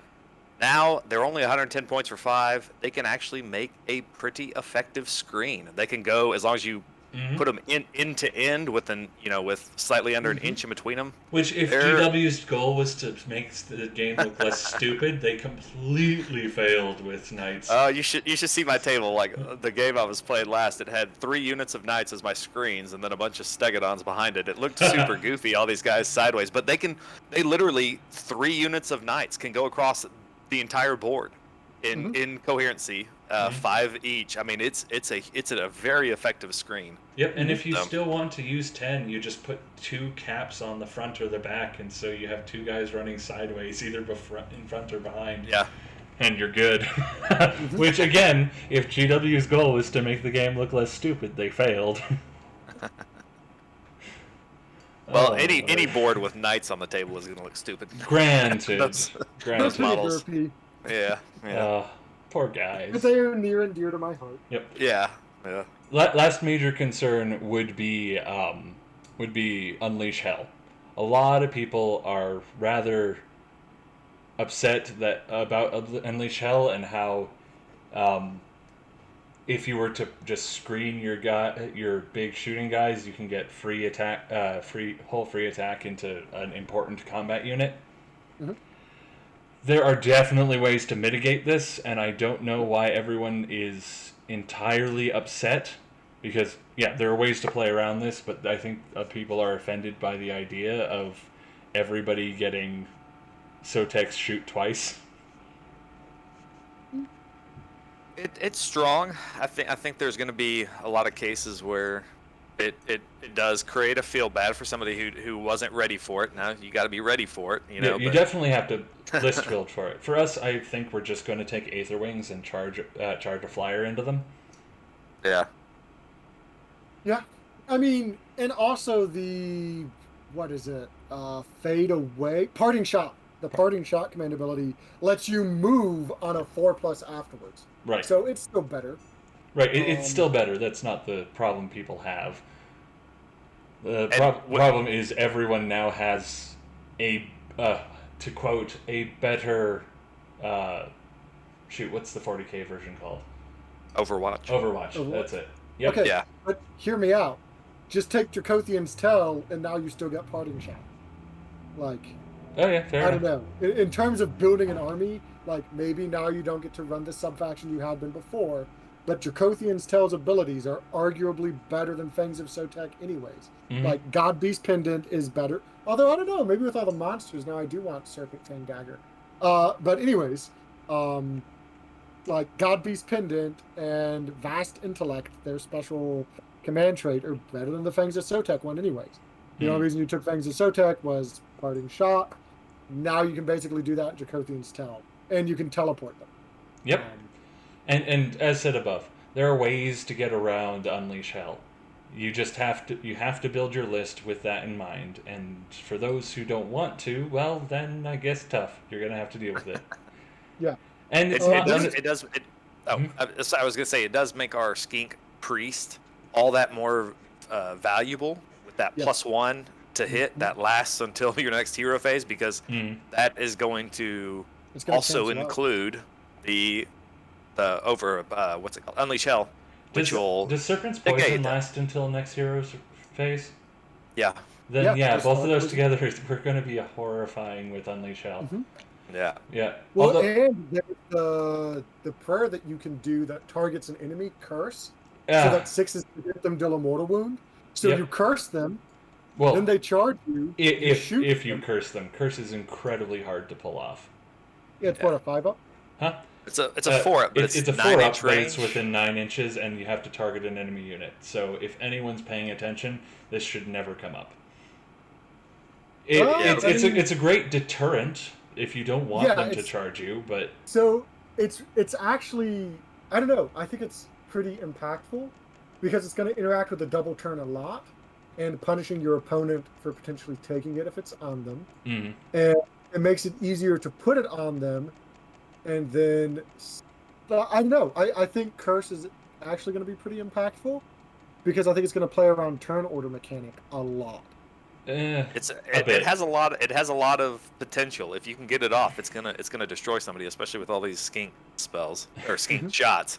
But yeah, the getting it off is the hard getting bit. it off. Yeah, your enemy has to be in range in your hero phase, and it's a 50-50 shot on whether you get the prayer or not. Yes. Yep. Yeah. So it's definitely something to keep in mind, but well, I don't use priests because my list doesn't have enough points for them, say la vie. Unless star priests become priests. At 80 points? Or did they go? They went to 90, right? They went from 80 to 90 or 70 to 80? 70 to 80. 70 to 80, yeah. So at 80 points, like, you can finally get rid of Hexgorger Skulls. That's worth 80 points. Yep. You can get rid of the Daughters of Cain invocations. That's worth 80 points. Like, just in terms of counter-meta matchup, I think it's pretty much always worth bringing a Skink Priest. Mm-hmm. I think you're going to see a lot of Skink Priests and a lot of Star Priests because you need 2 foot heroes to fit those good battalions. And so Plus, you're gonna see a lot of those. They're still some of the best value heroes out there. Oh, yeah. For sure. Mm-hmm. Even though Skink Priest is like, what, 140 now? Or Skink Star Priest? 130. 130. Okay. It's just a 10-point increase, and he's still amazing. Yeah. Yep. And honestly, the only way my warriors will ever do damage to high armor stuff. So, I'm taking them. I'm taking lots of them.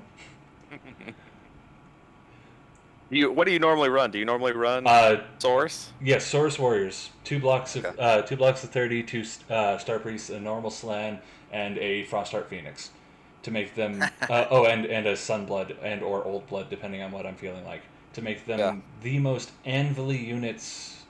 Are like by far our army can put forward. Yeah. Because -1 to be hit, -1 to be to wound, 3+ save, can survive almost anything, and then it hits back with mortal wounds. A lot of them. But yeah. Yeah, that the command ability, them being able to put the command abilities on themselves and that +1 to save in something like Coalesce, either one of the factions, but. In Coalesce, where you're -1 damage, now all these warriors are at a 3-up save. You can, I always run Dracothian's Tail. They like being able to move, and they charge pretty easily from 9 inches. So I feel like now, because they lost the battalion that gave them Rend, it might be worth going Coalesce. It might be. It depends on whether you want to go heavy anvil or mobility, and I really like mobility. I like being able to make my opponent be very careful of where they put stuff, or 30 very angry Blood Bowl Saurus. Haha! I finally finished them. Come down on your head. Yeah. Nice.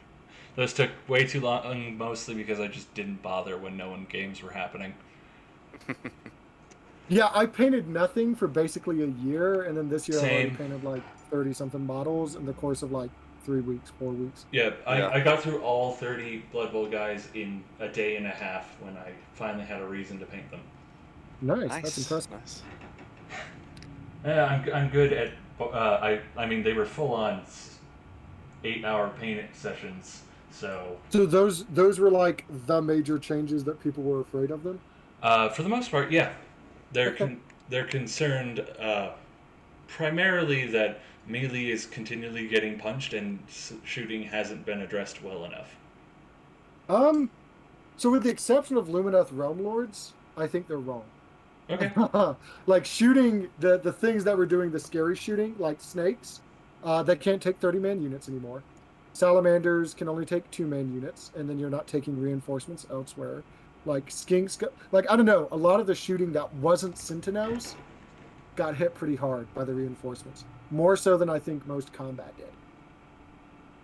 I know my shooting list has been nuked because I would usually have a big block of Chameleon Skinks along with a couple big blocks of Skinks and then a max unit of Salamanders, and that's I think when I did the math that was like 400 points over the limit now.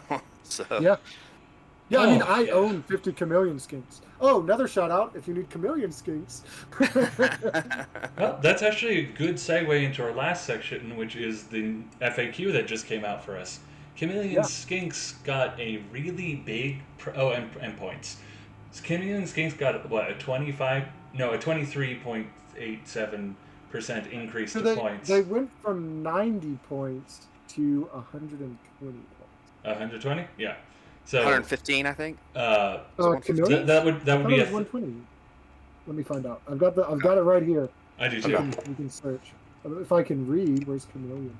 There we go. Oh, they're 115. Yeah. Okay, Okay. so yeah, so just above 25%.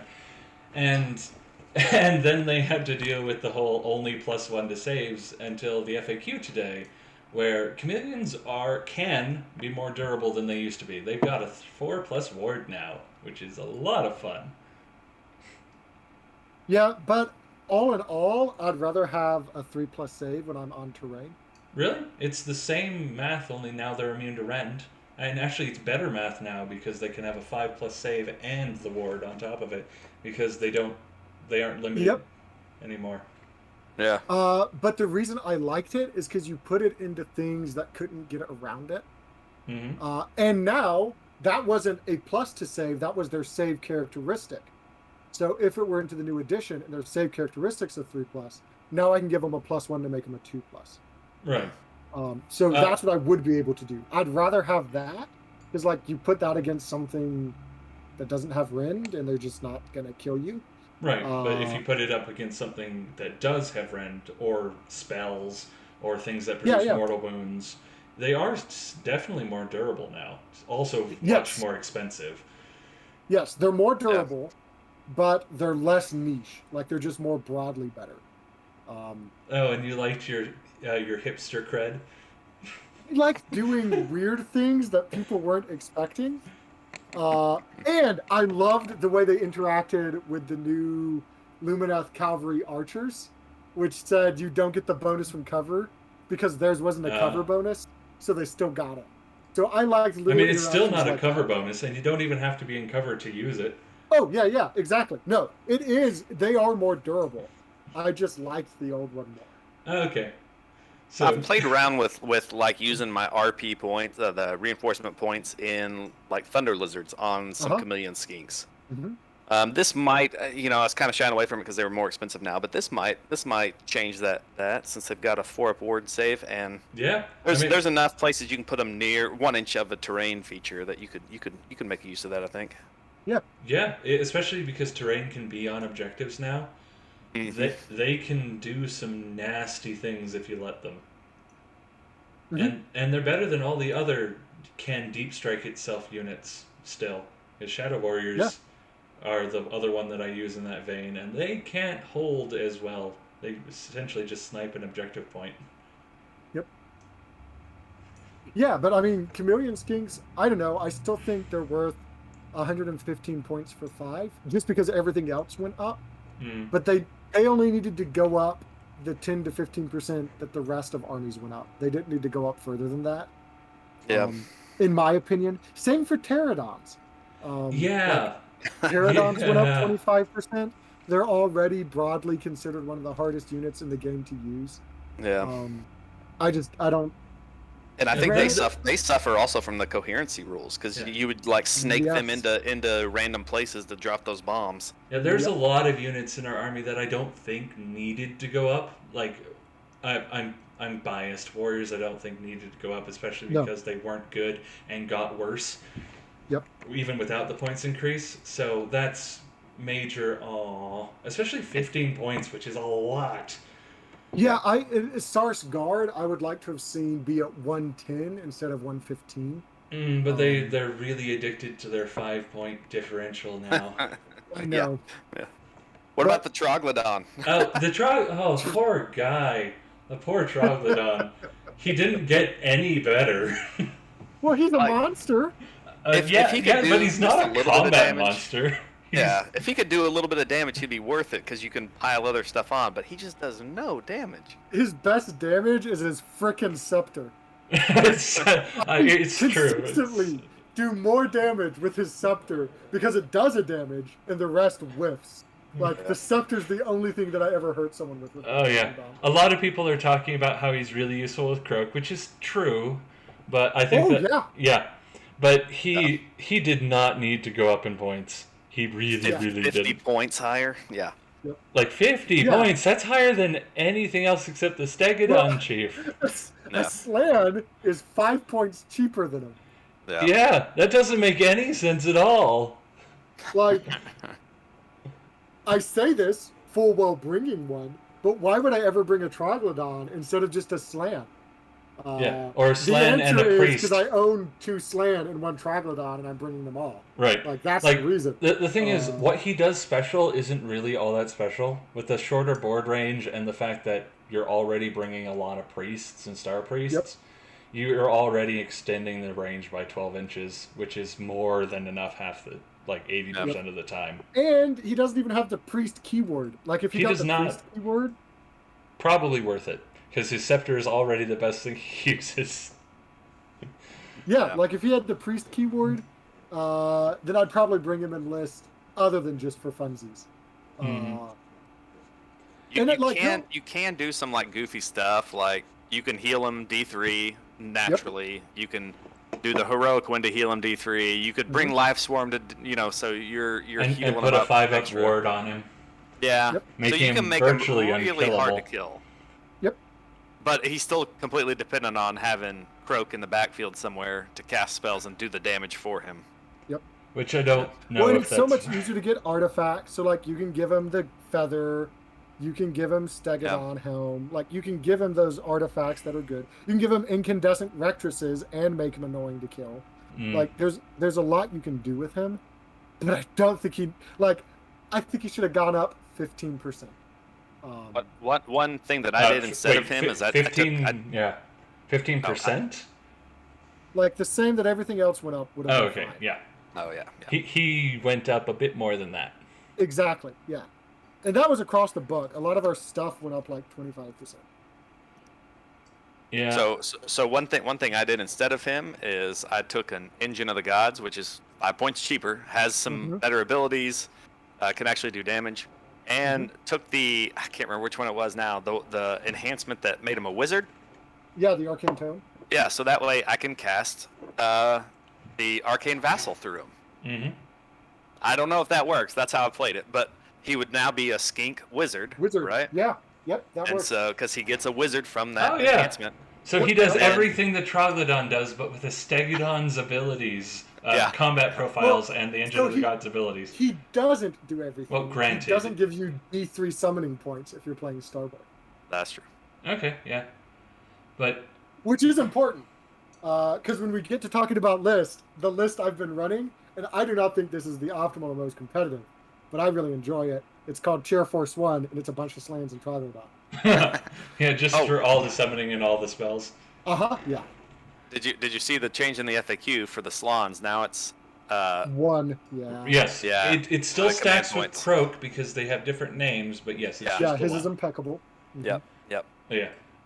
One thing that very few people have noticed, Cold-Blooded is no longer a nerf to Coalesced. Because you don't get bonuses to Bravery based on how big your unit is anymore.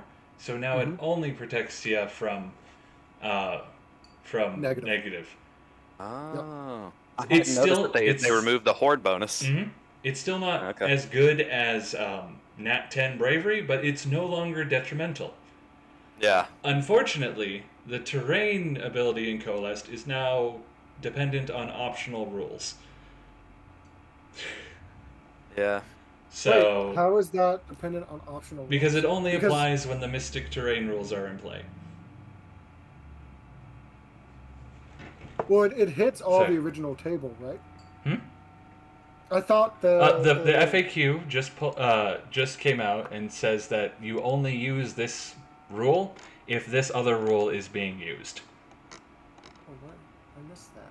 Ways of the Seraphon. Is that the same name for the terrain rules hope so, and the core because rulebooks? if I miss something, then I miss something. But yeah, Primeval Domain, add the following. The scenery rules only apply if mysterious terrain rules are being used. Yeah, okay, but they're always being used, right? Are they? Because Then why is mysterious this a terrain. rule? Okay, so the only way this would not be used is if every piece of terrain on the table is a Games Workshop terrain piece that already has specific rules assigned to it. Why did they make this a rule? That I keep encountering this in this FAQ where they Yeah, put a rule out that doesn't do anything because it never that's doesn't apply. It never that's applies. yeah. So like if you were playing against an opponent and they're just like, I don't feel like using terrain rules, then it would do nothing, which if you were doing that Granted, already, it would do yeah. nothing. Um Sorry, so sorry guys. This is yeah. why is this an For errata a then? second I was thinking mystical, like it only affects mystical. Yeah. And I'm like, oh well that's kind of shit. But no, it affects everything. And now there's only the one table, so it did get better. Because the table it affects is the only table that is used.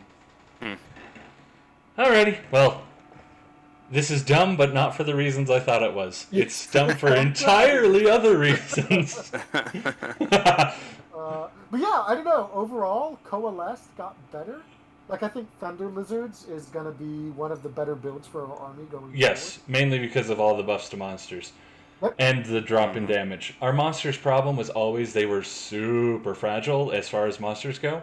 But now that everything's going to have a lot more trouble killing monsters, I think we're good. And it's so easy to get +1 save now. Yes. Like, Stegodons have so many more units they can target with their crest. Arcane Shield. Like, there's just so many ways to get +1 to save. I think that also kind of hurts us because have we lost all ability to get to -2 rend now? No, the Seer can do it. Yep.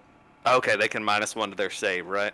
Yes, yeah. So effectively, yeah. Okay. So that might be pretty critical because there's going to be a lot of people that are going to negate our -1 rend with a +1 to save, and that's fine. We'll let them use their command point on that. It does hurt. Exactly. That'll be fine, but it does hurt. But on top of that, our monsters can't have a lot of options to do to make it so that they can't do that because Roar exists. Mm-hmm. Roar exists. Yep. And Geminids. Geminids exist. So it will take clever play to get past simple play that we used to be able to do.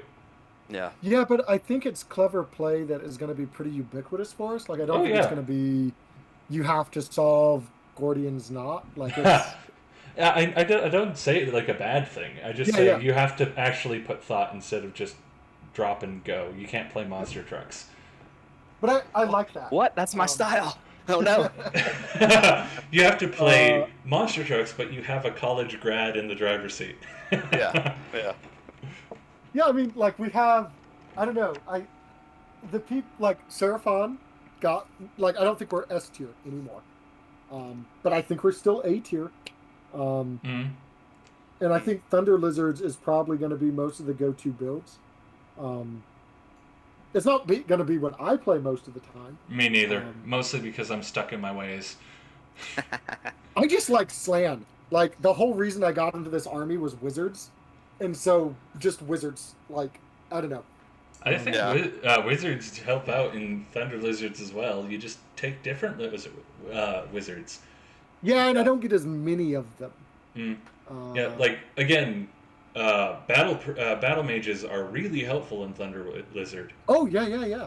Well, in Arcane Tome, like putting that on a Skink Chief, Engine of the Gods, like there's so many things that you can do with that. Yeah, I don't know. I really like it. Technically, with the way ruling works, you could have multiple Pistols of Conflagration for Thunder Lizards. Because it doesn't make them unique with the way new enchantments work. So you could have like... that was in the FAQ. You can't double up on artifacts. Oh, they did cover that in the core one? Yep. Cool. I hadn't got to that yet. Because rules is written at the moment you could. So it could be like, 3 plasma pistols, go! Oh, man. Yeah, I think I remember seeing that one in the core ones, yeah. I found another rule that doesn't change anything. Fun. Moving on. Cool. This one I thought was funny for erratas. They made a errata because they formatted their core rulebook wrong.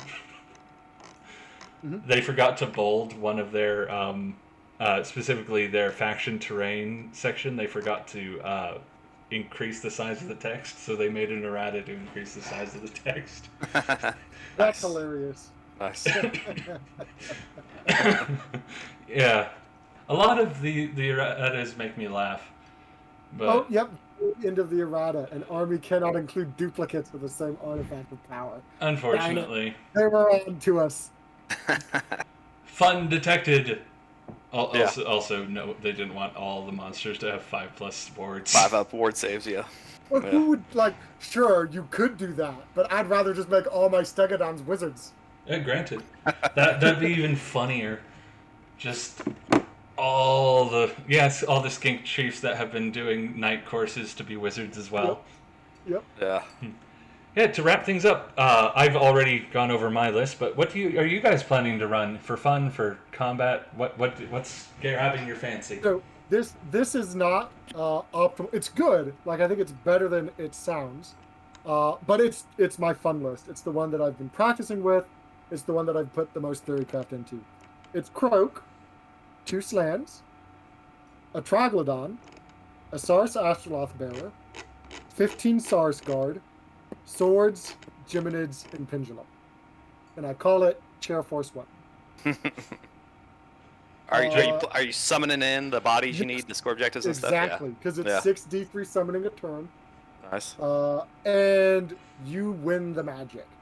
Yes. Yeah. Yeah. Like, Oh, I've crap played it. of you. I've played it against Lumineth, and like, they just didn't get spells off. Like, because the game has gotten more elite, it doesn't suffer nearly as much from the lack of bodies, and you are summoning. Like, 6d3 summoning is on average 20 skinks. Like, it's or like salamanders. Like, you can actually get up to decent salamander counts with that much summoning now, more than you could like just through buying them with points now.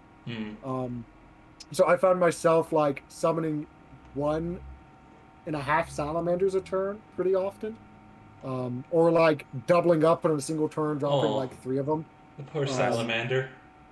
Being Yeah. brought into this world with only 2 legs. But yeah, like they it was a really fun list.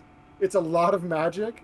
It blows monsters up because of magic. It is uniquely vulnerable to Kragnos. But I've had a lot of fun with it.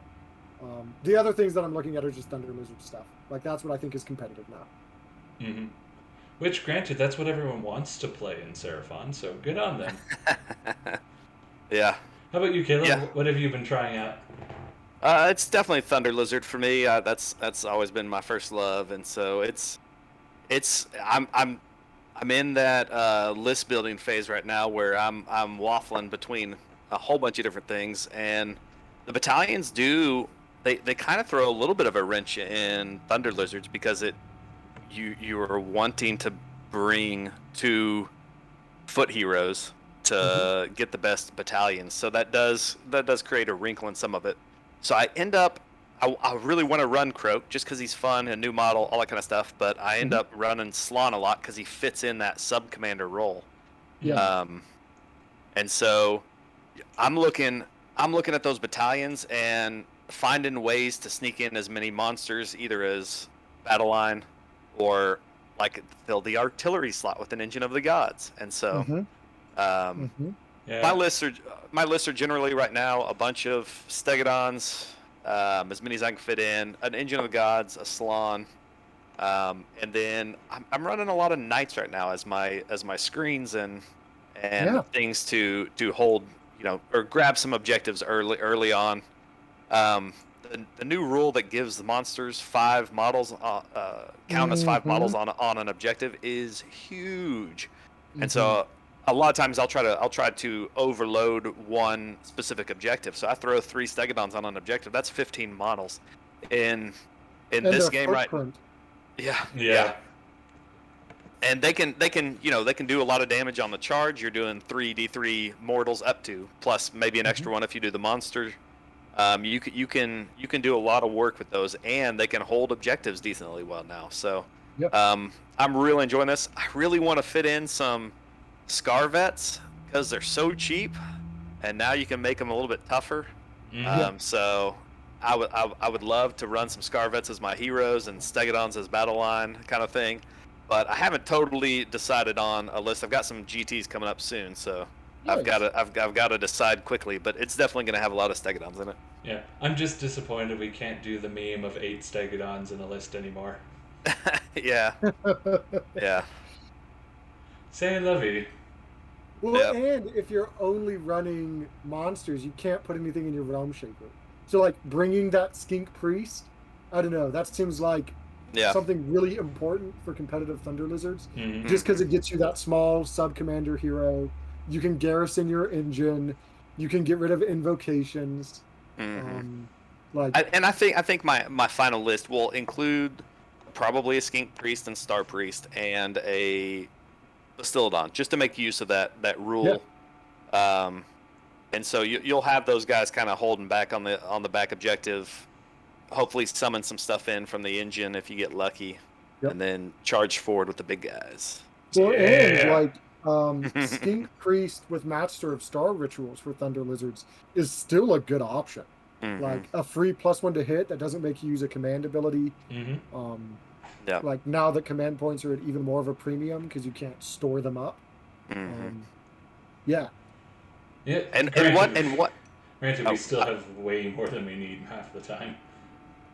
And one thing that I think a lot of people like they don't think about, but the Stegodons are a decent shooting option. With their bows. Yeah, I've won games before where I sit back, like at the back of the table, and shoot my bows for a turn or two, and then charge everything in once I've thinned it out. Yeah, and you combine that with a slant, so you're doing Comet's Call on top of it. Yeah. Yep, and actually, flamethrowers aren't the horrible choice they once were. Now that you are more than likely going to survive combat for a turn. I did notice on the FAQ they had, I think it was in the core, they said basically the flamethrower is ever only going to have one attack. Yes. And so that was up for debate a lot on, if you're giving him Prime War Beast and whatever the Sacred Asterism for that is, then it's not going to affect that anymore. So you can't do it 3 times. Yep. Say levy. Yeah. I never was in a position where I played against a game that I needed to win that would have won me the game where I could ever use it though. Right. Yeah. The thing in Stegodons were never durable enough to survive against a unit that was worth it enough, and now that's very much different because flamethrowers, you're more than likely, even against a big horde, going to survive the round of combat because the horde can't buff to high heavens, and then you can spray down with all the fire. Yeah. So I can see actually bringing flamethrowers now, which I never considered in 2nd edition. I still think Boss Crows are better. Oh yeah. I would have liked to see him split that War Scroll, kind of like the Bastildon, so that the flamethrower would be cheaper option. Yeah, but that would have taken work. Well, and then I might bring it just so that I can have more Stegodons to do the stomping. Yeah. But yeah, no, those crossbows, no joke. Like 3 attacks, 3s and 3s, rend 1, 3 damage. You're shooting wizards and you're killing them. Yeah. Yep. And if you really need to, you can give them a +1 to their save, or +1 to shooting, or to hit in shooting, to so they can be hitting on 2s and 3s. Yep. Yeah. Is there anything else we want to cover about 3rd? I think we did a good job of getting the broad points. I think that covers most of Seraphon 3rd. The big thing that people have to consider for list building and theory crafting isn't necessarily the point changes and all of that. It's the scoring changes. Yep. Which is good. Like this is a good addition. Yes, we got nerfed, but this game is even less about killing things. than it was before. It's about completing those strategies. And there's enough Half strategies of which are that don't killing require. things. Yeah, but there's enough that aren't that like you're fine. Like you can complete them through a bunch of different varieties. Making sure that you have monsters is also really important. You don't want to just miss out on 5 extra points. Like I'm excited for 3rd edition and this battle pack. Yeah. A lot of good things ahead. Absolutely. Thank you so much for joining us today, Caleb. Absolutely. Yeah. If anyone Yeah, wants thank to you. check him out, he does great Seraphon content, almost daily, isn't it? Yeah, it depends on my mood. Fair enough. There will be a link in the description for anyone who wants to check him out and hasn't already found him. Probably have. But Yeah. it was great talking with you. Absolutely, guys. Absolutely.